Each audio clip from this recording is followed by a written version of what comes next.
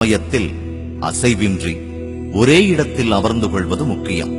தரையில் அமர்ந்து கொண்டோ அல்லது நாற்காலியில் அமர்ந்து கொண்டோ தியானம் மேற்கொள்ளலாம். நமக்கு எந்த இடத்தில் அமர்ந்து கொண்டு தியானம் செய்ய வசதியாக உள்ளதோ அந்த இடத்தில் அமர்ந்து கொண்டு தியானம் செய்யலாம். வசதியாக உட்கார்ந்து கொள்ளுங்கள். கால்களை சப்பனமிட்டுக் கொள்ளுங்கள்.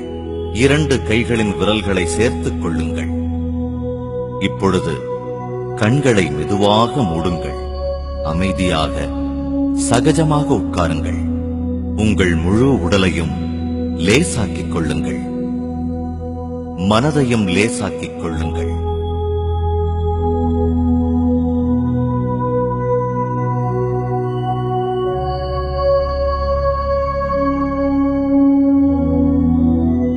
கால்களை பின்னி விரல்களை கோர்த்த நிலையில் நமக்கு ஒரு சக்தி வளையம் உருவாக்கப்படுகிறது. கண்கள்தான் நம் மனதின் கதவுகள். அதனால் கண்களை மூடிய நிலையில் இருத்தல் அவசியம். மந்திரம் உச்சரிப்புகள், வேறு உச்சரிப்புகள் மனதின் வேலை. அதனால் இவைகளை நிறுத்த வேண்டும்.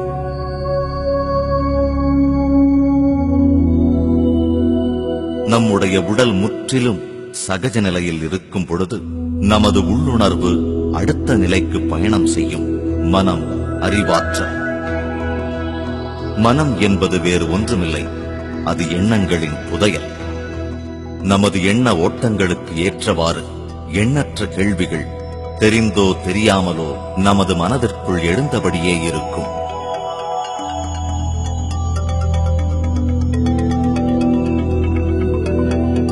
மனதை அறிவாற்றலை கடந்த நிலைக்கு நாம் செல்ல வேண்டுமென்றால் நாம் நமது மூச்சுக்காற்றை கவனிக்க துவங்க வேண்டும். நமது ஆன்மாவின் இயற்கையான குணம் கவனித்தல். இதனால் நாம் நமது மூச்சுக்காற்றை கவனிக்க துவங்க வேண்டும்.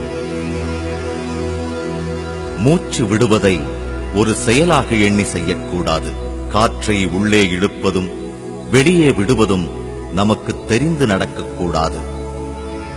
மூச்சுக்காற்றை சுவாசிப்பதும் வெளியேற்றுவதும் தன்னிச்சையாக நடைபெற வேண்டும்.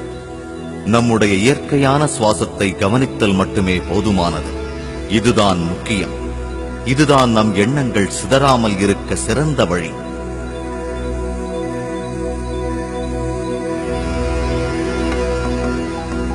எண்ணங்களுக்கு பின் ஓடாதீர்கள். கேள்விகளுக்கும் சந்தேகங்களுக்கும் எண்ண அலைகளுக்கும் இடம் கொடுக்காதீர்கள். எண்ணங்களை தவிர்த்து விடுங்கள். நம்முடைய சுவாசத்தில் கவனம் செலுத்துங்கள். இயற்கையான சுவாசத்தை மட்டும் கவனத்தில் கொள்ளுங்கள். சுவாசத்துடன் மட்டுமே இருங்கள். அப்பொழுது நமது எண்ண அலைகளின் அளவுகள் குறையும். மெதுவாக நமது சுவாசத்தின் அளவு குறைந்து சிறியதாகிவிடும்.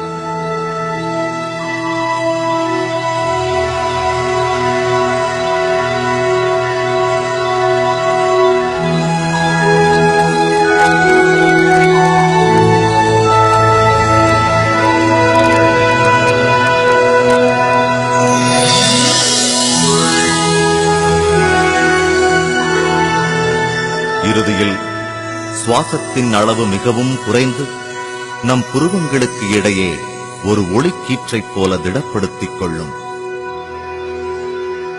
இந்நிலையில் ஒருவருக்கு சுவாசமும் இருக்காது, எண்ணங்களும் இருக்காது. எண்ணங்களற்ற நிலையில் இருப்பார். இந்த நிலையைத்தான் முழுமையான முக்தி நிலை என்றோ அல்லது எண்ணங்களற்ற நிலை என்றோ கூறுகிறோம். இதுதான் தியான நிலை.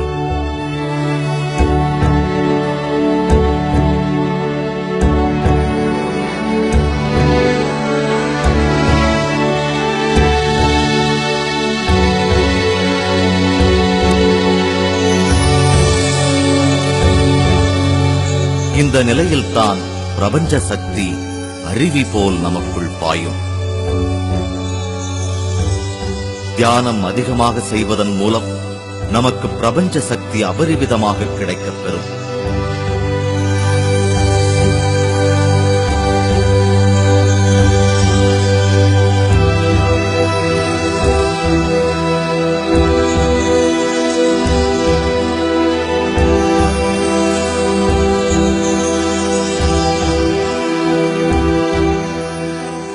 பிரபஞ்ச சக்தி உடல் முழுவதும் சக்தி வடிவத்தின் மூலமாக பாயத் துவங்கும். இதை தெய்வீக வடிவம் என்றும் கூறலாம்.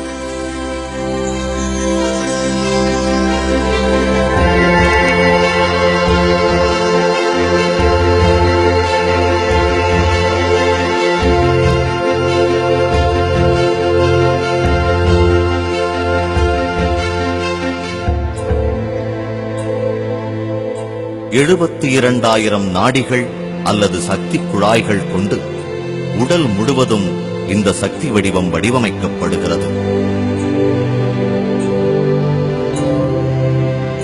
இந்த சக்தி குழாய்கள் அனைத்தும் உச்சந்தலையிலிருந்துதான் தொடங்குகின்றன. இந்த பகுதியை பிரம்மரந்திரம் என்றும் கூறுவர்.